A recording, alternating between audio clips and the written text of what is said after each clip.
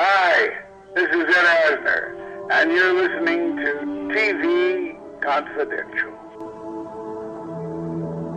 Well, Dr. Kimball, how do you feel now that you're a free man? How do you think you feel? What are your immediate plans, Doctor? Well, I'd see some of my family and go back to work, I guess. Well, what's the first thing you plan to do?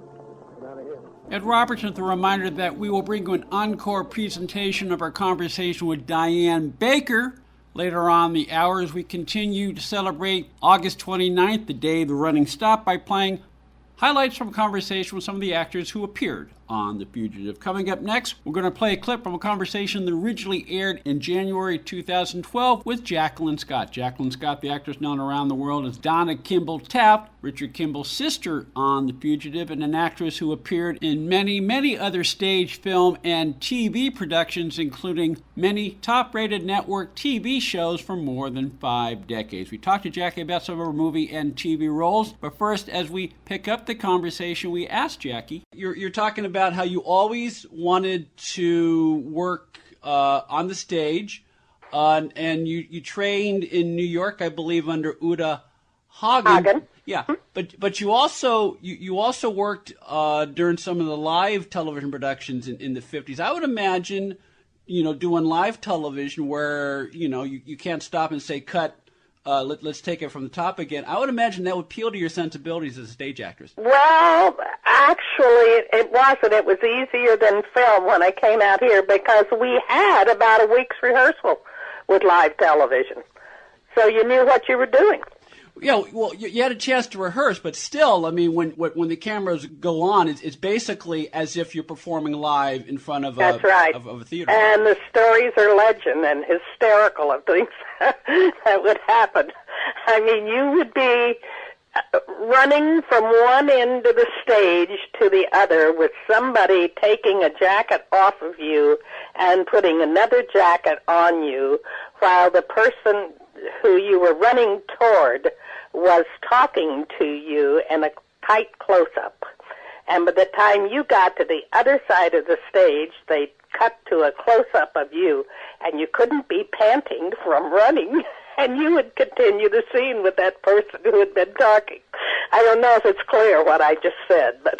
Well, no, it's just there are a lot of things going on, but because it's unbelievable, it was crazy, but it was fun, and to me, it wasn't as hard as film when I came out here because we had the rehearsal. We're talking to actress Jacqueline Scott, Donna Kimball Taft, on The Fugitive, and the star of many, many other stage, film, and TV productions, including appearances in just about every major show on television, from Gunsmoke to Cold Case. Jackie, we mentioned in our previous segment that you were trained in the method by Uta Hagen, one of the great acting teachers of the 20th century, and her approach, and if I say this wrong, please correct me, but the Uta Hagen approach emphasizes the need to find realities in yourself as a performer that will serve the character you're playing. That's right. Okay. All right. Now, it seems to me that there are some characters that may not always be easy to do. For example, let's just look at Donna and The Fugitive. Now, not everybody has a brother who is chased by every cop in the United States. So how do you find the reality to play a character such as that? Well, number one, that was very easy for me. Strangely enough, because I have no brothers or sisters, I'm an only child. But it was at a time in my life that I was just about the same age as that character. And it's just the fear of losing someone that you care about. So you can substitute anybody in that situation that you have known or lost in your past, and it will work for you. Because the thing is to find the essence of the scene or the character that you're going to portray. And you don't necessarily, you don't even necessarily, like sometimes if I have a scene with my husband, I wouldn't necessarily substitute my own husband, because if it's too close a relationship, it can be confusing. I know that sounds confusing. It is. Well, no, I follow you. I mean, it depends on, it goes back to Uta Hagen's idea. I mean, it's a general rule that you follow, but how you pursue it depends on the character or the material itself. So let's see. I think what I'm trying to say, what the character was about was loss of someone that you cared about, or potential loss. Exactly. And that, so, and I tell you, Uda also used to say, if it works for you, don't worry about breaking it down or finding the essence of this scene. Just play it and let the emotion work for you. Yeah. And it was very easy to work with David Jansen and for him to be my brother and to, just hate losing him. My first Broadway show was with a great star. Nobody in this generation or period will probably remember or ever have heard of him. A man named Louis Calhern, who was a great star on in the theater, and also did a jillion movies. Mm-hmm. But I played his granddaughter in this Broadway show, and they were going to put him in a nursing home. And I would turn around and look at him and think about losing him, and the tears would just pour down my face. I just adored him. And because he was so good to me, and he had given me this great role, which changed my life. Mm-hmm. And so certain things just, you do... I don't know how to say it, but there is such a thing as talent. Well, it's and that is the feeling within inside you that probably makes you go after that in the first place, because it's probably the hardest profession of all. Yeah, well, there's not only such a thing as talent, but it's also calling on your resources as a person and your skills to find what it takes to connect with that person that you're playing. Right, and repeat it every time. And repeat it and make it seem real so that it connects to whether it's the people in the theater or whether it's the people who are watching you across the country on Tuesday nights or Wednesday nights or wherever the show airs. Let's see. Let me ask you this. What's it like to appear on Broadway? Well, I was so dumb. My first Broadway show was with Louis Calhern. It was a show called The Wooden Dish. And from the day I started rehearsing, he knew that I had done essentially nothing. I had had a summer of summer stock in a professional company, but that was about it. And he just took my hand and said, now, this is what's probably going to happen today, and this person's going to not be as good as they were yesterday. And he would make me run up and down the steps until I could do it without looking at the steps, because if it was my house, I wouldn't. And every single day, he taught me something different. So when we came to the opening night, he said, now we're going to be doing this for, he said, there'll be the critic who are going to probably complain about a lot. And there are going to be the people who just want to be seen because it's an opening night and they can wear their fancy clothes. But he said, your mother will be there and my mother will be there, and that's who we're going to be performing for. And I was so dumb. I just said, okay, and went through that opening without a nerve in my body. And afterwards, all these huge stars came backstage because of Louis Calhern, because he was a huge star on Broadway. And I almost had a heart attack. But he just, whatever he said to me was written in stone, and I just said, okay. Completely blocked out, that the whole theatrical community of New York City was there. So that was that. I only had 2 Broadway shows. The other was, and boy, again, I was very lucky. I worked with Paul Muni in the original production of Inherit the Wind on Broadway. I didn't create it. A wonderful actress named Bethel Leslie created it. And when she went out, she became pregnant, and I was her understudy, and I played it with Muni for a month. So that was a gift too. And I worked with Helen Hayes in New York, and I just worked with all these big, big stars. I was so lucky when I was little. Yeah, you're so lucky because you had an opportunity to work with these legends who instilled on you all this great practical advice that you're able to use, so that because it's very easy to get caught up in the trappings and get all and to psych yourself out, and that hurts your performance. You never fell into that trap. Oh, what do you mean? What trappings? What? Well, no, I mean all the glamour of it. Well, yeah, you get caught. I'm on Broadway, and you forget to. Oh, yeah, no. I used to. You couldn't. Paul Muni was very strict about theater behavior, and nobody could be backstage, and nobody could be in the wings if they weren't waiting to go on stage. So I found a ramp that led up to the stage in the back of the theater, and I used to lie on that ramp and watch him all the time. But he didn't know I was there. And I watched him all the time when I wasn't on stage, and I learned so much just from watching him. We're talking to actress Jacqueline Scott, Donna Kimball Taft, on The Fugitive, and the star of many, many other stage, film, and television productions. Our conversation with Jacqueline Scott originally aired in January 2012. Jacqueline Scott passed away in July 2020. Jackie, you mentioned when you did Inherit the Wind, you did a role that was originated by another actress, Bethel Leslie, and there have been a few other times where you've played a character. In one case, I'm thinking A Trip to Bountiful, which was made into a movie starring Geraldine Page. When you take on a role that another actress put her stamp on, such as Geraldine Page. Probably my favorite actress ever. Okay, well, let me ask you that. I mean, does it make it harder for you to play the character, or do you just not think about that? I don't watch it. I had seen her do it years ago probably when it was originally done.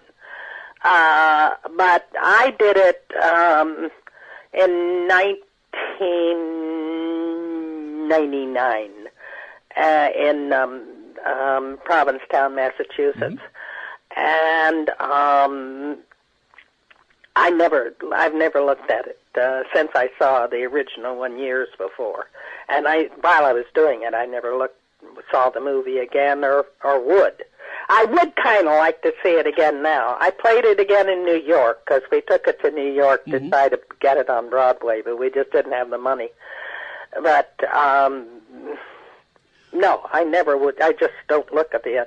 At one time, I was doing Death with Salesman, and we had to do, the whole company had to do, or the leads had to do an interview with the press. And so one of them said, doesn't it really threaten you to be doing a play that has been done by so many great actors and is such a great play? And I said, well, that's makes me think of the old Herb Schreiner story that,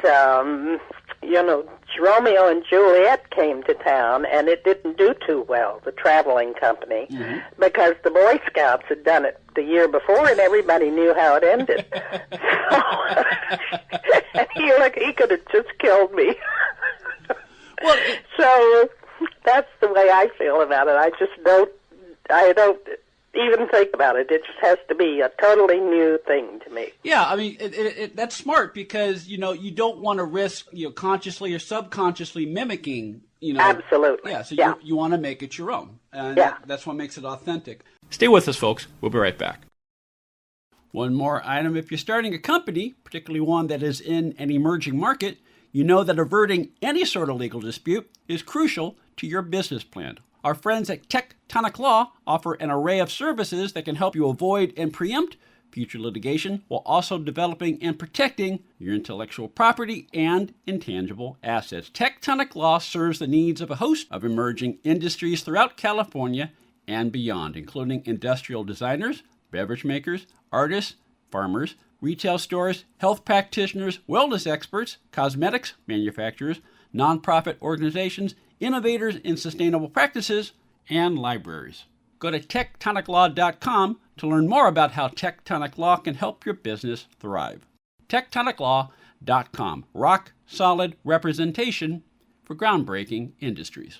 This portion of TV Confidential is brought to us by our friends at Front Porch Realty, the community of realtors in the Northern Bay area of California that is committed to finding the solution that is best for their clients. Whether you're a first-time home buyer or looking to sell or lease your property in Northern California, call Karen Strain at 415-886-7411 or visit frontporchrealtygroup.com for more information on how they can help you. Ed Robertson thanking you for listening to the TV Confidential podcast. If you like what you hear, please hit the subscribe button so that you won't miss our next episode.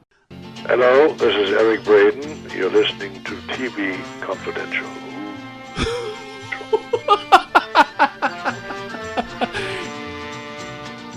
Let's see. We got a couple email questions for you, Jackie, from Kurt, listening to us in Fairfield, California. First one has to do with The Fugitive. Kurt wants to know if you stayed in touch with Barry Morse over the years after the show ended.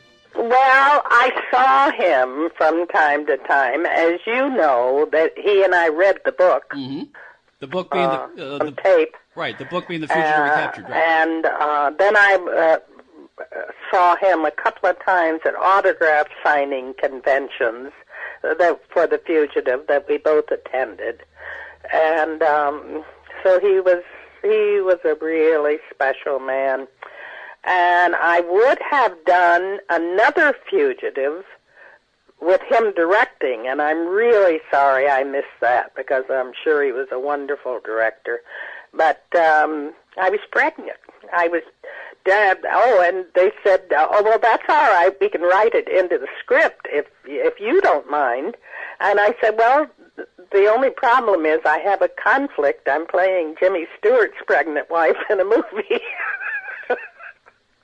when I was 9 months pregnant." Yeah. So, but he was really a very special man and a wonderful actor. Yeah, Barry. So I feel very privileged that I was able to work with him. He was just a very effervescent is a word that pops in mind when I think of Barry Morse. Energetic, and right. You know the guy's memory is just it was scary because he has such great recall of things. And again, going back to acting, as far apart from Philip Gerard as you can possibly imagine. Mm-hmm. Oh, absolutely. Yes. Yeah. Absolutely. Nothing in his personality that you... Well, that's Quinn Martin for you. Mm-hmm. Quinn Martin had been a film editor before he had his own company and all of that.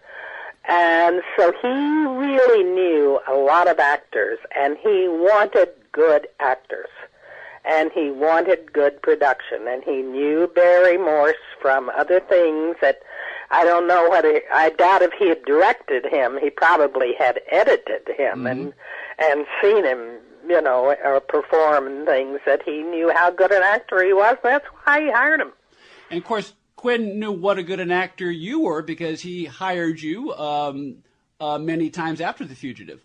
Somebody told me a compliment from him. That's one of the most precious compliments I've ever had. They said I was the only actress he ever could stand to watch cry.